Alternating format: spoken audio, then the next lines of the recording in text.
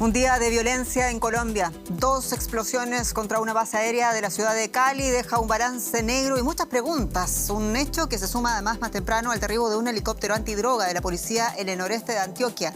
Vamos en breve por los detalles de estos hechos que conmocionan al país. Soy Jenny Pérez, aquí en Berlín para Deutsche Welle. Destacamos. 2 explosiones se produjeron en cercanías de la base de Marco Fidel Suárez. Según la policía de Cali, los hechos habrían dejado al menos 5 víctimas mortales y una decena de heridos de diversa consideración. Ampliamos desde Bogotá.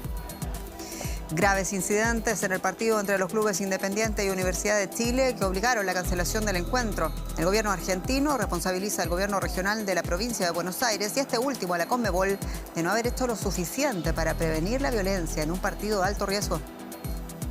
Y el gobierno de Israel anuncia lo que llama una nueva fase de la guerra contra Hamás en la ciudad de Gaza.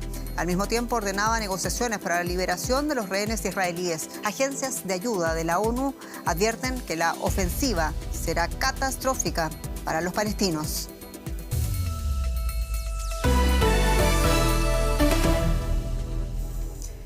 Dos fuertes explosiones sacudieron este jueves las inmediaciones de la Escuela Militar de Aviación Marco Fidel Suárez en la zona céntrica y muy transitada además de la ciudad de Cali, esto es en el suroeste de Colombia. La alcaldía de Cali calificó la explosión como un ataque narcoterrorista en el que se ha utilizado un camión cargado de explosivos. El vehículo detonó justo al frente de la entrada principal de las instalaciones. El presidente de Colombia, Gustavo Petro, confirmó en un acto público en el norte del país que la cifra de muertos asciende ya a 5 personas y se reportan 14 heridos. Las autoridades extremaron las medidas de seguridad en los alrededores de la base aérea de Cali mientras investigan los hechos. Antes de este ataque se conoció otro atentado terrorista en el que un helicóptero de la policía colombiana fue derribado durante un operativo contra el narcotráfico. Este suceso tuvo lugar en Antioquia, en el noroeste del país. La aeronave realizaba operativos de erradicación de cultivos ilícitos. El atentado dejó al menos 8 uniformados muertos. El presidente Gustavo Petro confirmó que las disidencias de la FARC son las responsables de este atentado. Hay preocupación, naturalmente, por eso queremos conocer más informaciones en Bogotá, con mi compañera, la periodista Alexandra Correa. Alexandra, muchos saludos. Y en primer lugar, ¿qué más se sabe sobre las explosiones que parte de la prensa colombiana llama atentado terrorista, atentado narcoterrorista? Lo ha dicho el alcalde de Cali.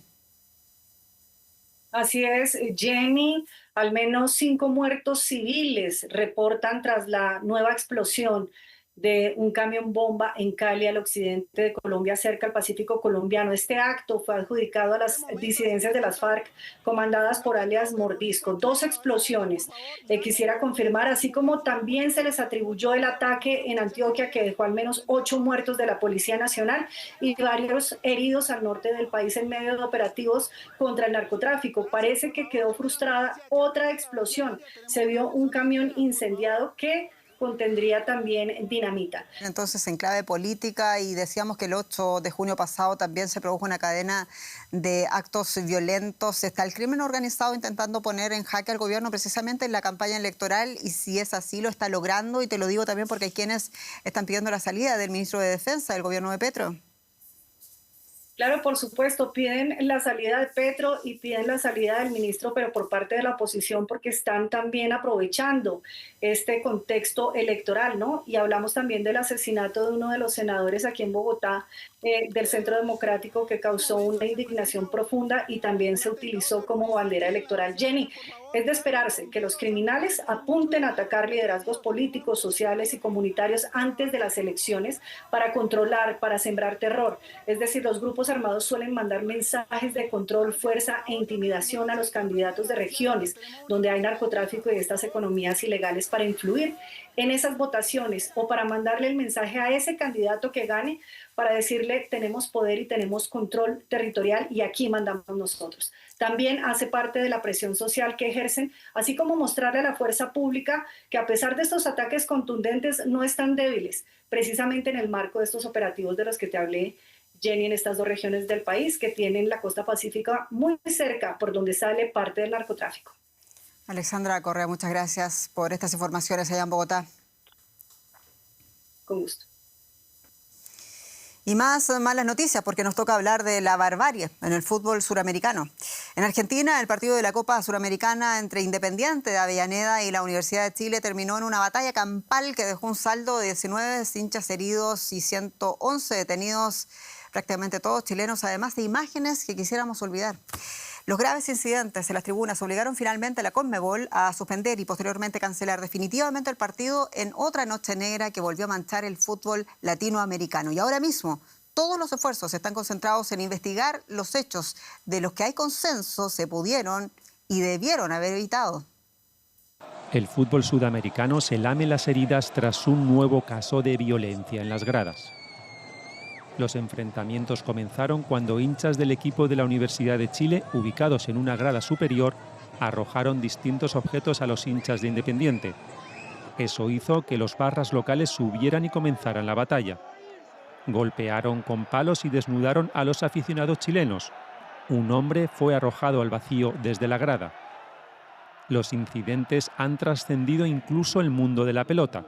El ministro del Interior chileno, Álvaro Elizalde, ha viajado a Buenos Aires por orden del presidente Gabriel Boric para acompañar a los heridos.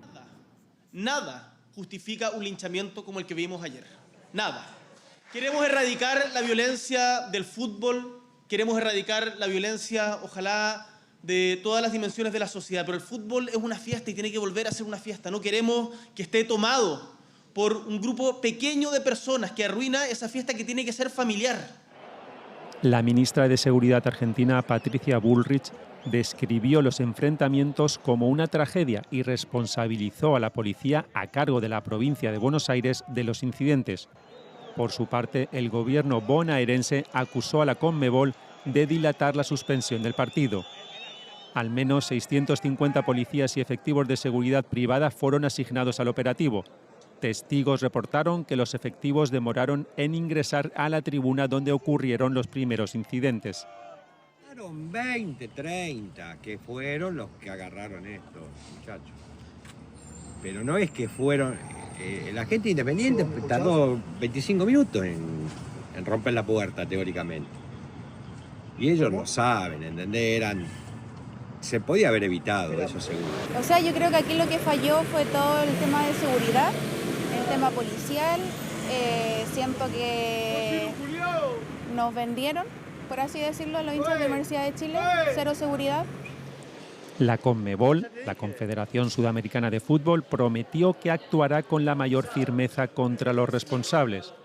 Por su parte, el presidente de la FIFA, Gianni Infantino, exigió sanciones ejemplificadoras. Argentina trata de reconfigurar los hechos, Chile busca una explicación, mientras muchas miradas apuntan a la Conmebol. Vamos por la crónica con los periodistas Alejandro Rebocio en Buenos Aires y Jacinta Molina en Santiago, respectivamente. Alejandro, comienzo contigo en primer lugar. ¿Qué dice el último balance oficial de estos gravísimos hechos? Y hablemos, por favor, también de las responsabilidades. El gobierno federal responsabiliza al regional y este último a la Conmebol. Cuéntanos, por favor. El último parte médico indica que de los 19 heridos que hubo anoche, hay 4 que siguen internados en hospitales bonaerenses, son ciudadanos chilenos, 2 están graves por golpes en el cráneo, 1 está en estado estable y el 4 está mejorando. En tanto, de los 135 detenidos que se reportaron anoche, hay 97 ciudadanos chilenos que siguen arrestados, según el embajador chileno en Argentina. A su vez, el gobierno del libertario Javier Milei acusa al gobierno bonaerense del peronista Axel Kicillof, le dice que es un inútil estos incidentes y también porque la policía bonaerense no actuó para poder reprimir los hechos. A su vez, el gobierno bonaerense lo que le responde es que la responsabilidad de la seguridad dentro del estadio era del Club Independiente y de la Conmebol, la Confederación Sudamericana de Fútbol. Y Jacinta Molina, el presidente Gabriel Boric envió al ministro del Interior, el señor Álvaro Elizalde, a Buenos Aires. ¿Qué espera lograr el gobierno del presidente Boric y también cómo ha caído la noticia en Chile, considerando que sabemos hay aficionados que están protestando en las afueras de la Embajada Argentina allá en Santiago de Chile? ¿Qué tal, Jenny? Hay mucha conmoción y también indignación acá en Chile luego de esta situación, principalmente con algunas imágenes que han trascendido en las últimas horas, particularmente aquellas que muestran cierto linchamiento de hinchas de Independiente hacia otros de Universidad de Chile. Incluso en las últimas horas también se ha conocido declaraciones de personas que han llegado a Chile, que estaban en el estadio, que comentan que no había resguardo policial, haciendo esa crítica. Además, familiares que todavía intentan tener algún tipo de contacto con personas que estaban en el estadio y no han podido hacerlo porque, dicen, se les han quitado sus documentos y también sus pertenencias, entre ellas sus celulares. Bueno, durante esta tarde el presidente Gabriel Boric volvió a referirse a esta situación, ahora en medio de una actividad pública, en la que dijo que nada justifica un linchamiento como el que vimos ayer. Estas son palabras textuales del mandatario chileno que, como tú bien decías, ya ha enviado al ministro del Interior, Álvaro Elizalde, que está en Argentina, para, dijo el mandatario chileno, velar por la integridad de los compatriotas, de los ciudadanos chilenos, tanto aquellos que resultaron heridos. Hay una persona que, según el reporte reciente que se ha entregado, permanece en cuidados intensivos, además también de cerca del centenar que quedó detenido luego de estos incidentes. Recordemos que en una de las publicaciones de anoche del mandatario chileno también él expresaba que esperaba que se respetaran las garantías de aquellas personas detenidas en el marco de esta investigación que ha comenzado. Alejandro Rebocio y Jacinta Molina, muchas gracias a ambos. Y el secretario general de la ONU se ha expresado, ha reaccionado sobre la reciente escalada entre Estados Unidos y Venezuela. Antonio Guterres ha hecho un llamamiento a resolver las diferencias a través de medios pacíficos, dijo. Las palabras de Guterres llegan después de que Estados Unidos, recordemos, haya desplegado 3 buques de guerra en las aguas del Caribe, cerca de Venezuela. Washington acusa al gobierno venezolano de ser un cártel del narcoterror y a Maduro de liderar el cártel de los soles. El jefe venezolano, que ha respondido con la movilización de más de 4 millones de efectivos de la Milicia Nacional, recibió hoy el apoyo del bloque izquierdista de países de El ALBA. El grupo al que pertenecen, entre otros, países como Cuba o Nicaragua, ha pedido un cese inmediato de cualquier amenaza militar de Estados Unidos y ha calificado de pretexto falso el despliegue de buques militares estadounidenses para luchar contra el narcotráfico. Y más noticias latinoamericanas, porque en El Salvador el Movimiento para la Defensa de los Derechos de la Clase Trabajadora pidió este jueves a la Corte Suprema salvadoreña que declare inconstitucional la reelección indefinida del presidente Nayib Bukele. Esta es la tercera demanda de inconstitucionalidad presentada contra la reforma que grupos de derechos humanos consideran un golpe a la democracia. Ahora la sala deberá decidir si admite o no a trámite esta nueva demanda contra la polémica reforma. La Comisión Interamericana de los Derechos Humanos afirmó que la reelección indefinida representa un serio retroceso para la democracia y el Estado de Derecho en El Salvador. Y con otros temas internacionales, porque Israel ha anunciado lo que llamó una nueva fase en la guerra contra Hamás en Gaza. El gobierno israelí asegura que tropas ya están ocupando los alrededores de la ciudad.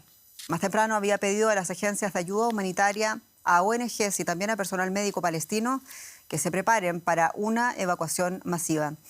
Paralelamente, el primer ministro israelí también anunciaba que había ordenado negociaciones para una tregua que dijo va a permitir liberar a los rehenes israelíes. Un alto funcionario humanitario palestino declaró a Deutsche Welle, sin embargo, que la ofensiva podría ocasionar el desplazamiento de 1 millón de personas. Una columna de humo se eleva sobre la ciudad de Gaza. Pese a la condena internacional y la oposición generalizada en el propio país, el ejército israelí comenzó a avanzar.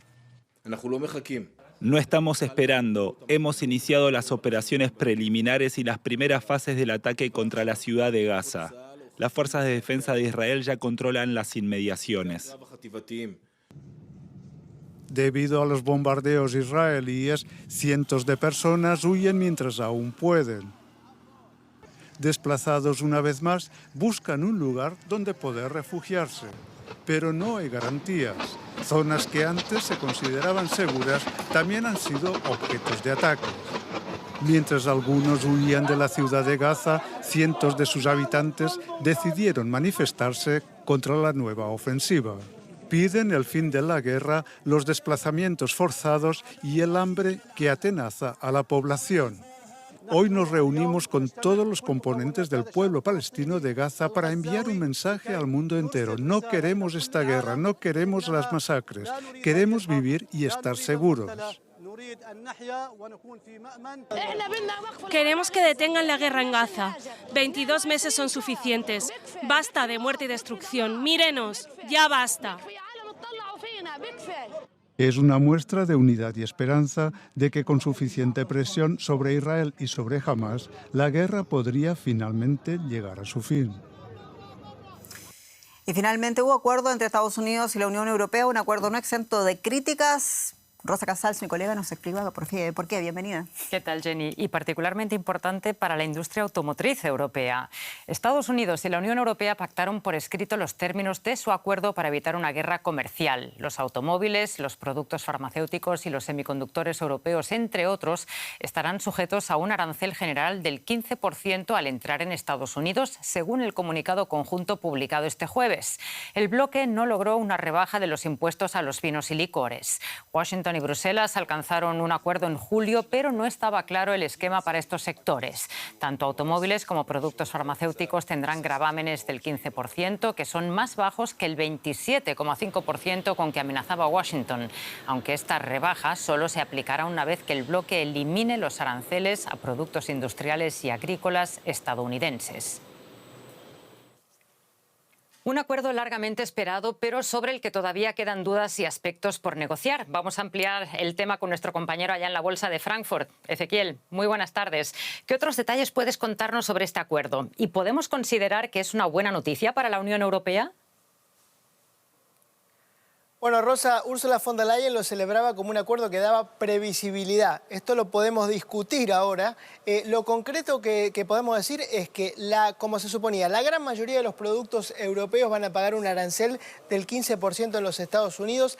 Hay una serie de productos que se incluyeron bajo el mecanismo de nación más favorecida, es decir, que van a pagar el mínimo arancel que se pague en los Estados Unidos, por ejemplo, las partes de avión o la madera. Y tenemos que tener en cuenta también que hay otros aspectos que son muy difíciles de llevar a cabo, como el de la digitalización o el de la ley de servicios digitales, que está muy mal vista por Donald Trump, lo toma como una barrera paraarancelaria que le pone la Unión Europea a sus plataformas, y la Unión Europea no se está comprometiendo a cambiarlo, sino a seguir discutiendo del tema. Y también hay algunos otros aspectos como el del acero y el aluminio, que hoy están pagando un arancel del 50%. Bueno, se comprometieron a aplicar un sistema de cuotas, que una serie de un cierto monto de esos bienes puedan entrar con un arancel preferencial. Pero quedan muchas cosas abiertas todavía. Así es, Ezequiel, el acuerdo tiene aún puntos poco claros. ¿Qué ocurrirá, por ejemplo, con la industria automotriz, con las bebidas alcohólicas y con esa enorme inversión que la Unión Europea se compromete a hacer en Estados Unidos? Bueno, la industria automotriz es un punto. Hoy está pagando el 27% de arancel los autos importados desde Europa.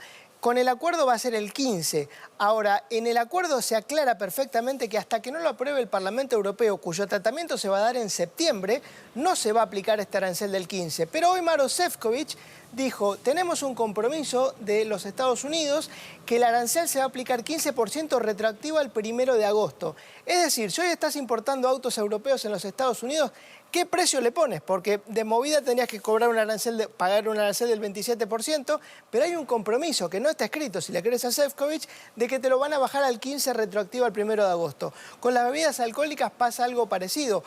No se incluyeron ninguna excepción como pedía Francia e Italia, van a pagar el 15%, pero Šefčovič promete y cree que se puede llegar a un acuerdo en el futuro. Muy difícil de saber.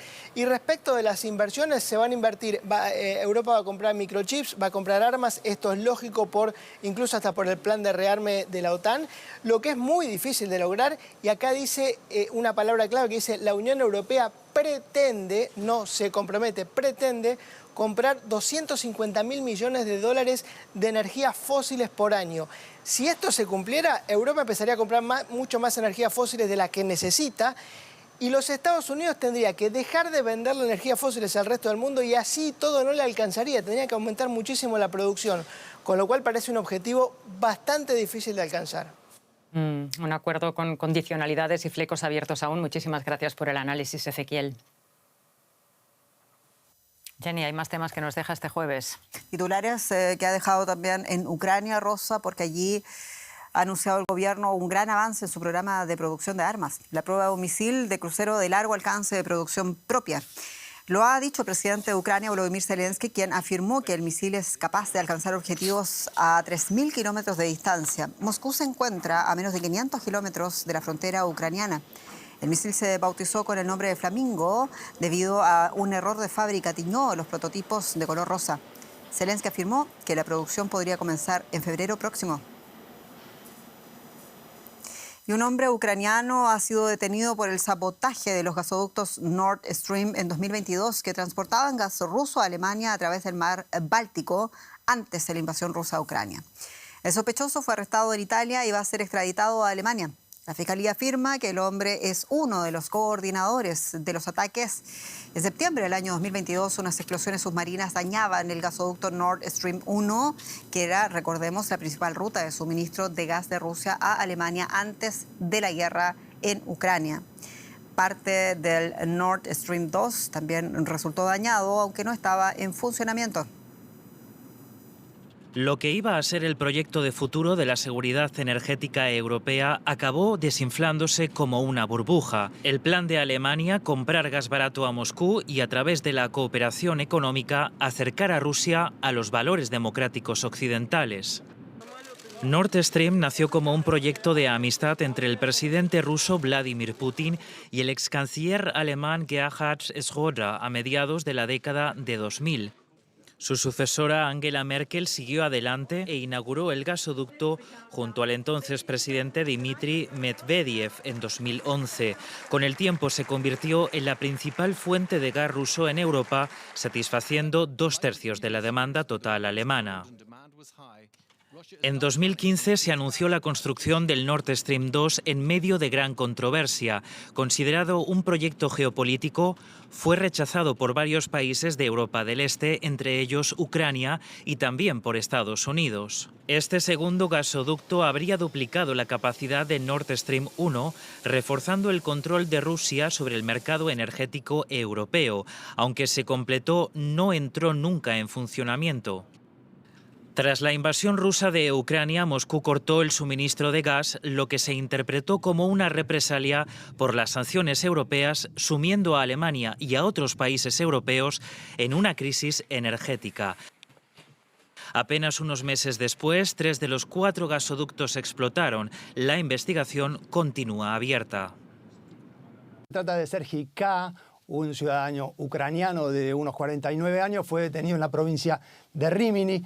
En Italia se lo acusa de 3 delitos: provocar una explosión con explosivos, artículo 308 del Código Penal, sabotaje contra el orden constitucional, artículo 88, y destrucción de instalaciones o destrucción de construcciones, artículo 305. Cada uno de estos delitos tiene una pena máxima de 5 años de prisión. Se lo acusa, según la Fiscalía, de ser el coordinador de este grupo que puso los explosivos, como veíamos en el informe, en 3 de los 4 ductos de Nord Stream 1 y Nord Stream 2. Este grupo utilizó documentación falsificada a intermediarios para alquilar un pequeño bote que partió de la ciudad alemana de Rostock. Esta es por lo menos la hipótesis de la Fiscalía. Es la primera vez que hay información, que ofrece la Fiscalía información, y además tan detallada, sobre lo que cree que ocurrió, información que por otra parte coincide punto por punto con lo que ya habían filtrado medios el año pasado. Y mucho más ha sucedido este día en el mundo. Lo pasamos a revisar en el siguiente resumen de noticias. Un tribunal de Nueva York invalidó una multa de $464 millones impuesta a Donald Trump por inflar fraudulentamente el valor de sus propiedades para obtener préstamos favorables. El juez dictaminó que la suma era excesiva, aunque ratificó la prohibición a Trump para dirigir empresas en ese estado durante 3 años. El presidente de Ecuador, Daniel Noboa, concluye este jueves una visita de 2 días a Argentina. Noboa se entrevistará con su homólogo argentino Javier Milei. Ambos mandatarios, considerados aliados regionales, fueron junto con Bukele los únicos dirigentes latinoamericanos que fueron invitados y que asistieron a la investidura de Trump. Milei y Noboa podrían discutir inversiones en sectores estratégicos como seguridad, comercio o minería. Y tiempo para lo siguiente, y es que Egipto ha recuperado reliquias de una ciudad sumergida frente a la costa de Alejandría. Los restos incluyen edificios, tumbas, estanques y un muelle con más de 2000 años de antigüedad. Vamos por las imágenes inmediatamente, porque las autoridades creen que los restos habrían pertenecido a la antigua ciudad de Cánopo, que fue el centro de una dinastía que gobernó Egipto durante casi 3 siglos. Se cree que una serie de terremotos y el aumento del nivel del mar sumergieron esa ciudad.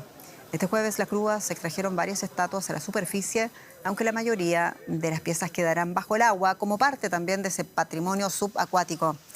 Al igual que Cánopo, Alejandría está hoy también amenazada por el aumento del nivel del mar. Y así nos despedimos. Muchas gracias por su sintonía y confianza. Soy Jenny Pérez, esto es Deutsche Welle, para ustedes, desde Berlín. Hasta pronto.